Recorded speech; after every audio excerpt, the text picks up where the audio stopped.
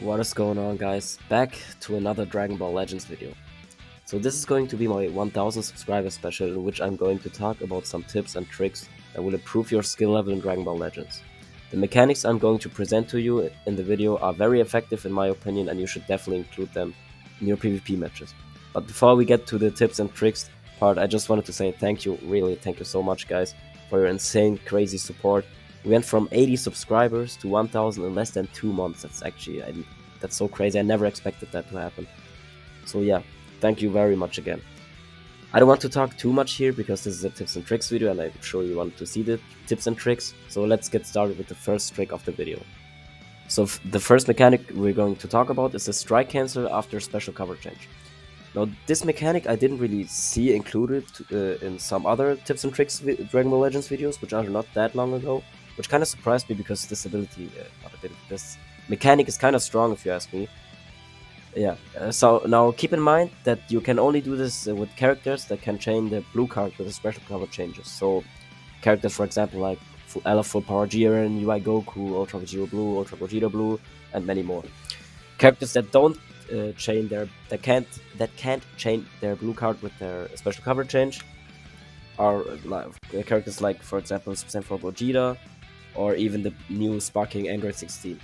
Now, the reason you shouldn't do the trick when you're cover change to a character which cannot chain their blue card with their special cover change is because you can easily get perfect vanish. It's that simple. But if you do it off of a special cover change in which you can chain the blue card with, you cannot get perfect vanish.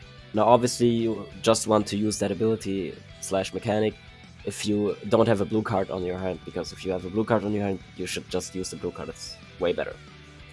Now let's talk about why I think this mechanic is so good.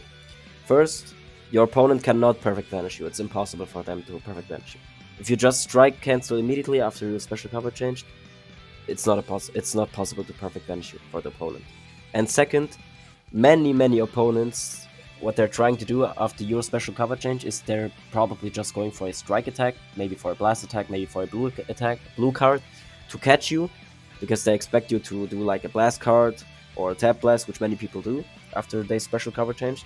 And if your enemy has a character with blast armor, they're most likely to go for a strike attack because most of them think you're going for a blast attack, in which case you strike cancel him and get a free combo off of that. You shouldn't really spam this mechanic though, but I will talk about that in a later point in this video. Now the next trick is called the jump mechanic. I think if you know the YouTuber Goresh, he already talked about that in his tips and tricks video, which is a bit long ago, so I just want to recap that again. This mechanic is really strong. If you don't know how to do this, or if you don't know the mechanic at all, you should definitely include this in your playstyle. The reason this mechanic is so good is because it counters the most moves your opponent can possibly do if they are, for example, in their strike animation. You're casually waiting for them to sidestep. What you do is simply switch into another character, wait for the opponent to sidestep, and sidestep by yourself, and then attack with the strike attack. Most of the times, there are going to be two things which are going to happen.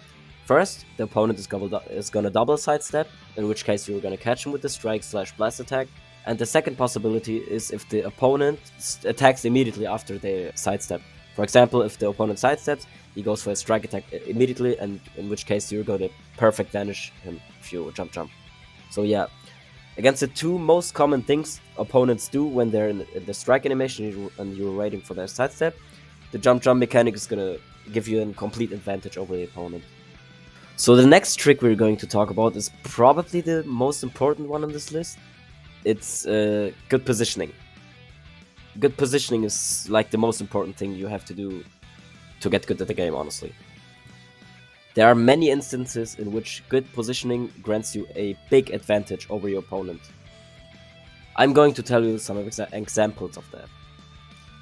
First, a trick I like to do, which has to do with good movement, which works really often, even if in the high ranks, to be honest, is backfloating after your combo is over. So after you don't have any more cards, you should just backfloat, wait for your opponent to react, and most of the opponents are just aggressive and going for a strike attack, in which case, if you backfloat, you can vanish them and get a free combo off of that. That's a pretty effective trick you should do. Another thing you can do is try to move in mid-range with a blast armor character, like for example Goku and Bardock, and try to catch your opponent when he doesn't expect it. For example, when he goes for a blast. You should not go just for a mid-range strike, that's not a good trick. You should move in mid-range, like when your opponent doesn't expect it, and then maybe goes for a blast attack, so you can blast armor through. Of course, you should not do this against the new Ultra Super Saiyan 2 Gohan, because he of course has these OP blast cards which just nullify blast armor, so yeah, no reason to do this against him. Another thing you can do is if you have a character which has a long range blue card, for example, a Revival UI Goku after he's transformed, or Revival Pycon / Gogeta if he's transformed, or if he's revived into Gogeta, is you can just try and catch your opponent in a sidestep or in a blast attack with your long range blue card. The next point, yeah, playing passive. Playing passive is in every single way better, since if your opponent attacks first, you cannot get perfect vanished first, and also you're in a better spot since you can react to your opponent's move and try to counter it. For example, your opponent goes for a blast attack in long range. You can counter it with a long range blue card, for example, or with a rising rush if it's timed correctly. And there's nothing your opponent can do in this situation, because he attacked first and you knew what he's going to do, in which case you can react faster. Or if the opponent just randomly tries to attack you with, for example, like a strike cancel or a blast attack, obviously if you time it correctly you can get a perfect vanish off, which is like the best thing you can do, and start a free combo again. So yeah, playing passively is way better than playing aggressively. Now I myself on my videos, if you watch them actively, I don't really like to play passive. I just do it sometimes if it's necessary to win my match. But passive playstyle, it's just way better than aggressive. Just do it if you want to win.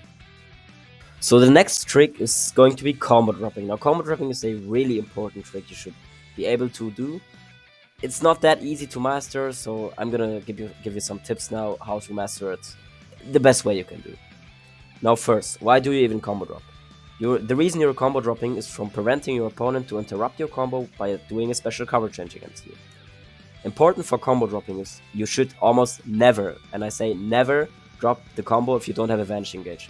It just doesn't make any sense, because if you drop your combo without having a Vanish Engage and you fail the drop combo, in which case your opponent is probably going to vanish you, you can just start a free combo off of you and there's nothing you can do. So yeah, don't drop the combo when you don't have a Vanish. The same also goes for dropping the combo against a character which has a AoE green card. For example, Goku and Bardock, LF Full Power Jiren, the new Ultra Super Saiyan 2 Gohan, they all have those AoE green cards which pushes you back if you are in close and mid range. And yeah, what happens obviously if you drop the combo and the enemy has one of these, is he's going to use it. Obviously, even if the opponent's character that's currently switched in has the ability to do this AoE green card, it's not guaranteed that he has one on his hand when you fail the drop combo, but you should definitely not do it because it's just too risky. It happened so many times to me that I dropped the combo against Goku and Bardock and they just perfect vanished me. They just vanished me and immediately used their AoE green card. So yeah, just don't do this. Another thing you should definitely be aware of if you drop the combo is you should most of the times drop the combo with a strike attack. Now this doesn't apply for every character you're fighting against currently, but you should still try to drop the combo with a strike attack. Because what can happen if you drop the combo with a blast attack is if the enemy or opponent is currently switched in with a character that has blast armor. What can happen is if you fail the drop combo, and many players are aggressive, is that the opponent is going to strike attack their way through your combo drop if you're dropping with a blast card. So yeah, they're going through it with the blast armor and start a free combo off of you, and you obviously don't want that to happen. So yeah, but if you fight a character that doesn't have blast armor, if you know this, you can definitely drop with the blast. It's not that big of a deal then. Also, it could be a bit dangerous if you drop the combo against characters which have a counter green card, for example, like, I don't know who has one, Orange Piccolo has one, Ultra Vegeta Blue obviously, even Super 17, but Super 17 is most likely not going to use it if you drop the combo because it's a blast one and you obviously, most people drop combo with strike attacks. But yeah, counter-like green cards is still a bit risky because many people actually spam them if you're comboing them, so they're waiting for you to combo drop. and if you combo drop, they're probably going to catch you. So be aware of that. And obviously, you don't have to drop the combo if you have a character currently switched in who has special cover change notification. It's just not that necessary. Sometimes you can do it for the extra damage if you are 100% sure the opponent switch. For example, if you comboed the opponent's character and he's like at, I don't know, 10% HP, you obviously expect him to switch then because he wants to save his character. Then you can combo drop even with special cover change notification. It's still a bit risky though, because some opponents are expecting you to drop the combo there and vanish you, which is pretty risky for them, but it can happen. It happened to me sometimes. So yeah, just don't drop the combo if you have special cover change notification active with your character, because you're just risking to lose your priority, which is just not necessary to do. Now the last trick is a trick that actually applies to all of the previous mentioned tips and tricks, which is switching up your playstyle. If your opponent is good at the game, he's going to remember the way you play and try to catch you in a moment in which you do the same move twice in a row, for example. Like if you do the jump mechanic twice in a row, he remembers that for the second time and tries to counter it. And if you do it again, you maybe fall for his counter, and yeah, he gets a free combo off of you. So yeah, let's start with the strike cancel after special cover change.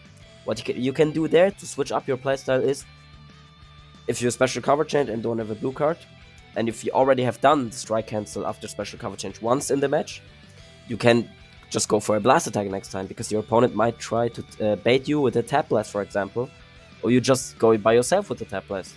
Now when it comes to the jump mechanic, this one you can definitely do multiple times in a match.